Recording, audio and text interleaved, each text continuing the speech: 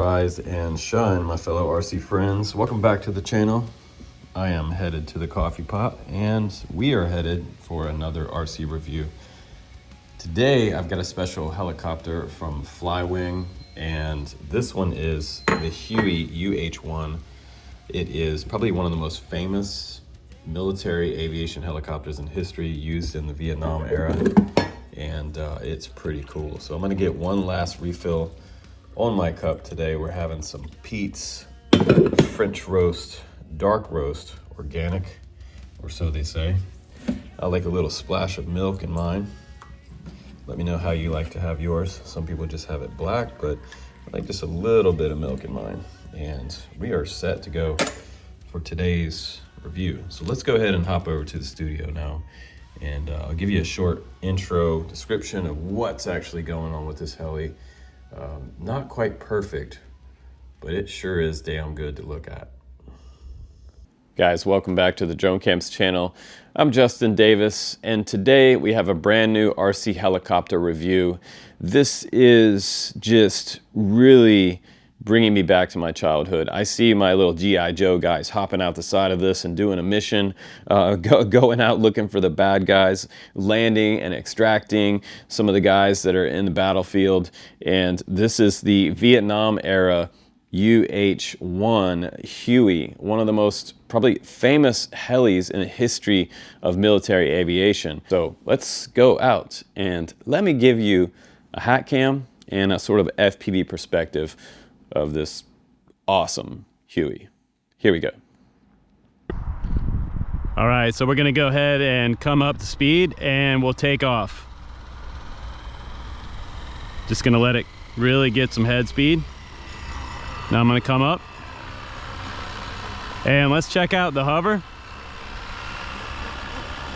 It's kind of position hold right now. See a little bit of waggle, quite a bit of waggle, so I don't want to be anywhere near that thing. Might want a little higher head speed. It also could be because of our camera on the back. So I do have the extra weight of the camera on the back. So if that, kind of plays around with it too much, I think it wants a little more speed. So we're gonna go ahead and just get into some full stick forward here. Seems to be doing a little better now. And that camera view back there was for you guys, so not meant to have that extra weight back there, but let's go ahead and do some kind of FPV cruising out there. I'm not flying FPV right now, but you got that pilot's perspective from the tail. That should look pretty cool. How does that look out there? It looks pretty cool from here. It looks like the real thing. I'm gonna give it full right stick and full left stick. Okay, now let's test out the yaw rate. That is really wagging there because of that camera. We can pull that off. The yaw rate's fairly slow.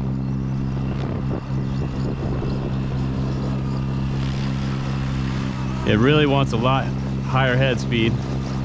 So right now we're just gonna go ahead and go into 3D mode. Maybe that'll clear up some of that. Dropped significantly when I went into full 3D mode, but I do have a higher head speed in this mode particularly, so just gonna go ahead and come up a little bit here. And if you're in a situation where you feel like you're about to crash in 3D mode, just flip back into GPS. It's kind of gonna save you, hopefully. So I'm just gonna try it out. Nice, kind of like a bailout switch. That was cool. Now, I've flown a lot of scale type of helis on the channel, and I have to say, like, when this one came in, I was really excited about it because I'm a huge fan of this one, but I'm also a huge fan of scale aviation. And look at that lock right there, hands off. That looks good. Yeah, but look at that, and it just looks like this thing's in Vietnam. Check that out. That's a really cool looking scene over there. Now, this is what really gets me excited here. Flying over terrain like this, like I usually like to fly over top of grass, like a high grass, just in case you do crash, you have a little something soft to land in. Look at that, isn't that cool? That is cool. Go into zero fly. So right now it's in GPS mode, and it has to be in this mode to be able to fly the zero fly option, which is essentially orbit mode. But that's kind of cool. If you wanted to, I don't know why you would want to, but you could orbit yourself. I don't recommend that with an RC Heli. Little dangerous. So did a full orbit. Let's go ahead and do some 8s. So now it's going to put yaw into it and fly a perfect figure 8. That's pretty awesome. Even with the cloud cover right now, we've got a little bit kind of overcast skies, and this heli's doing its thing with the GPS working out properly. I'm just gonna move away from it as it comes toward me. So let's go out here into the field a little bit while we still got some battery. We don't have anything between us and the landing point. You know, the landing point right there is the H, marks the spot for the helipad, and we can flip into return to home. So let's get it a little bit closer and let's just see what it does. Okay, I'm gonna put it side to, and we're gonna go ahead and flip into return to home here, all the way up on that right switch, second one over. It's going up. Now it's coming back quite fast. Now it's yawing to the right, and it should come down to our helipad there. The helipad's not staked down, by the way, so if it gets just above it, I'm probably gonna bail out so that I don't have it fly up and hit the heli. If you're flying from a helipad like that, make sure you have the stakes in so it doesn't fly up into your rotor.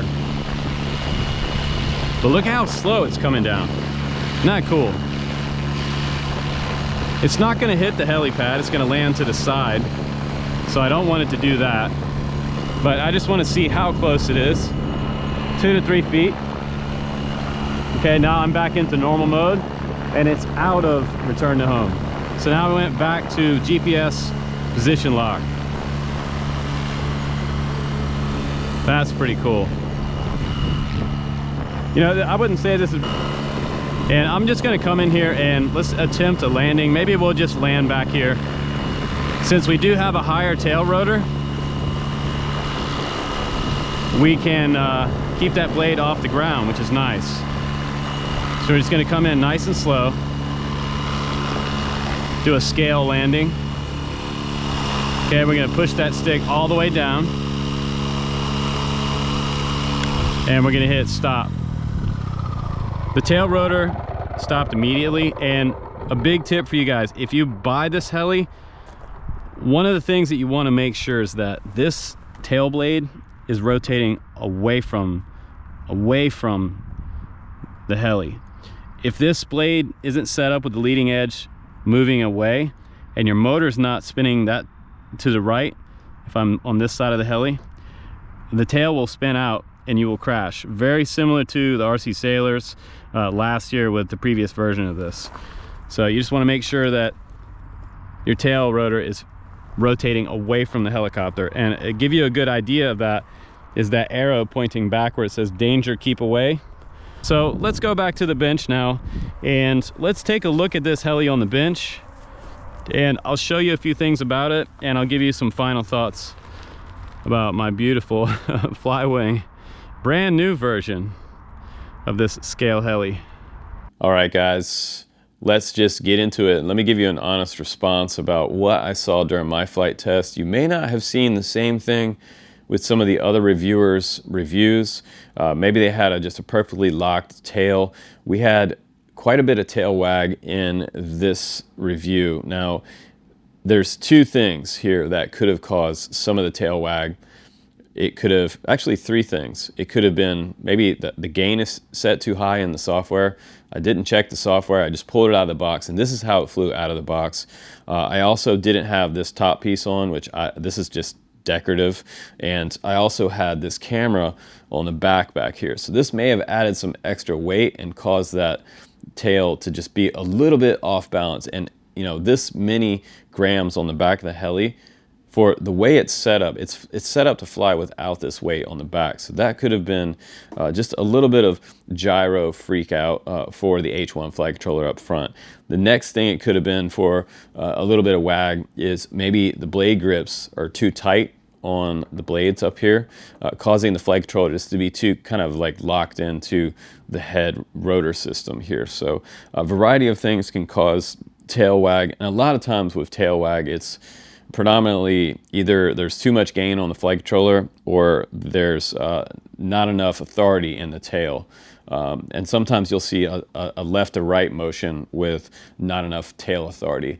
So I believe it had a decent amount of tail authority, but when I was coming up to the higher RPMs was when I saw that kind of smooth out. So maybe it's set to 80% in the H1 flight controller. I have to go in and check that out in the software, hook it up to my H1 with the USB-C cable and see what it's set to, because with this 2-blade rotor system, they're saying that you should have it set to 100% throttle because you need the extra head speed. If you're running the 4-blade configuration, they say to turn it down to 80%, just for the heli community out there, so you guys know that if you grab in the UH-1 Huey here. So overall, looks wise, I think they got the green right this time. I love the way the green looks. There's plenty of room in the canopy. I'm a fan of the H1 flight controller from Flywing, and I really do. I love the scale look of it. This is definitely a step above what I'm seeing for the Apache. Now the Apache, it's super cool. It looks more toy-like, but this just takes it to the next level with a 450 size. I would love to see an Apache in a 450 size with a 4-blade rotor head. For the military scale aviation guys, you guys would go nuts over that. So I know you, fans of military aviation are huge fans. You're either not a fan or you're a huge fan. So I'm a huge fan, and today I'm pretty happy with this one. And I appreciate you watching for our honest reviews here on the channel. We're not just a drone channel, we're an RC channel, flying all the different things here. So I appreciate you for watching, and happy flying, everybody. Take care, and I will see you on the next one.